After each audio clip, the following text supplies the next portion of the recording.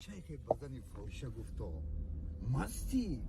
هر لحظه به دام دیگری برافتی گفت شیخا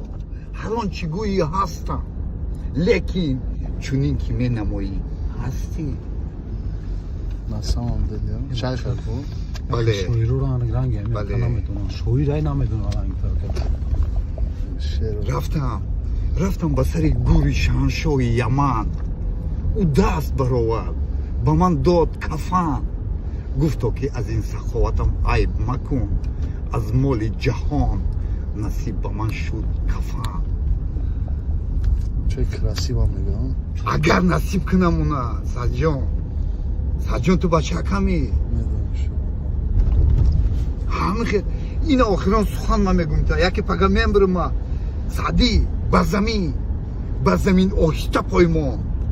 بر زمین آهسته پایمان که کسان خوابیدن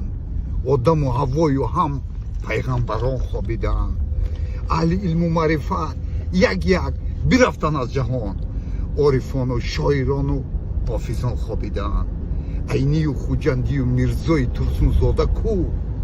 رودکی و توغرال در این مکان خوابیدن ماشینت آهسته رانو یک نظر کن زیر خاک چنگ خاک را کم برار که مهوشان خوابیدن زیر خاکی تیره خفته جمله شاه و گدا حاتم تای کیقوباد نوشهروان خوابیدن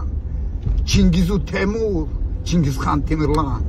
چنگیز و تیمور جهان را ملک خود کردن ولی عاقبت از زیر خاکی تیررسان خوابیدن هر سحر برخیز بیشتاب بر زیارت پدر گر توقف میکنی وقتی دعا میگذرد هر کی رنجانید دلی مادر پدر در زندگی عمر شیرینش بر 100 روزی سیاه میگذرد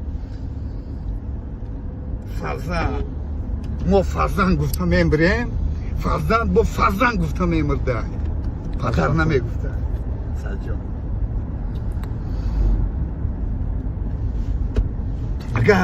اگر چون خاک پایمالم کنی خاکی درت گردم اگر چون گرد بربادم دی گردی سرت گردم کشی خنجر که میسازی به دست خیش قربانم چی لطف است این که من قربانی دست و خنجرت گردم هلالی را با هوشیاری چی جای تنه ای ساقی بگردان ساغر مای تا هلاک ساغرت گردم آدم ها امروز در تاس گفته ایره میزنن و یا همش در رحی الله گفته بودن این گپاره و یا همش شیخ ها گفته این گپاره امروز آدم ها تاس میگن عرق میخورن